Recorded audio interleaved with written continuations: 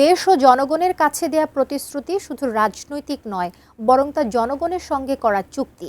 এ কথা জানিয়ে প্রধানমন্ত্রী তারেক রহমান বলেন, নির্বাচনী ইশতেহার এবং স্বাক্ষরিত জুলাই সনদ প্রতিটি অক্ষরে অক্ষরে বাস্তবায়ন করবে বর্তমান সরকার। সকালে রাজধানীর নিউ ইস্কাটনে ব্যায়াম ফাউন্ডেশনের তৃতীয় ভবন ভিত্তিপ্রস্তর স্থাপন করেন প্রধানমন্ত্রী তারেক রহমান। দোয়া করা হয় প্রতিষ্ঠানটির কার্যক্রমের সফলতা কামনা করে।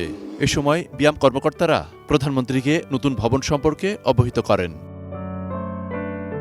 পরে এ উপলক্ষে আয়োজিত এক অনুষ্ঠানে প্রধান অতিথির বক্তব্যে প্রধানমন্ত্রী তারেক রহমান বলেন, স্বচ্ছতা, পেশাদারিত্ব, দক্ষতা এবং নৈতিকতার উপর দেশের উন্নয়ন এবং জনগণের ভাগ্য নির্ভর করছে।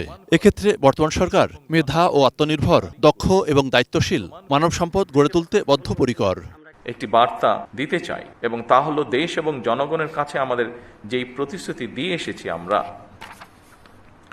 এসব স্রেফ রাজনৈতিক প্রতিশ্রুতি নয়, বরং জনগণের সঙ্গে করা আমাদের চুক্তি। জনগণ আমাদের ইশতেহারের পক্ষে রায় দিয়েছে। সুতরাং বর্তমান গণতান্ত্রিক সরকার নির্বাচনী ইশতেহার এবং জনগণের সামনে স্বাক্ষরিত জুলাই সনদের প্রতিটি দফা, প্রতিটি অঙ্গীকার অক্ষরে অক্ষরে বাস্তবায়ন করতে সরকার বদ্ধপরিকর। সরকারি কর্মকর্তাদের জনগণের বন্ধু হিসেবে কাজ করার আহ্বান জানান প্রধানমন্ত্রী। আপনারা এই নীতি নির্ধারণ এবং নীতি বাস্তবায়নের মধ্যে সেতু বন্ধন। আপনাদের সততা, কর্মদক্ষতা এবং দায়বদ্ধতাই সরকারের সাফল্যের অন্যতম ভিত্তি। আপনাদের প্রতি আমার আহ্বান, নিজেদেরকে শুধু প্রশাসনিক কর্মকর্তা হিসেবে নয়, বরং জনগণের সেবক এবং বন্ধু হিসাবে ভাবুন। প্রত্যাশিত দেশ গড়তে কৃত্রিম বুদ্ধিমত্তা, অটোমেশন এবং ডিজিটাল প্রযুক্তির ব্যবহার প্রশাসনকে স্বচ্ছতা ও দক্ষ হিসেবে গড়ে তুলবে বলে আশা করেন তিনি।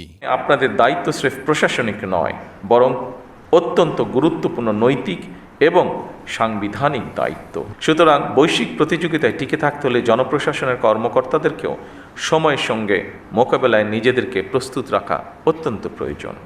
মনিরুল ইসলাম মিন্টু, এটি নিউজ, ঢাকা। অটোমেশন এবং ডিজিটাল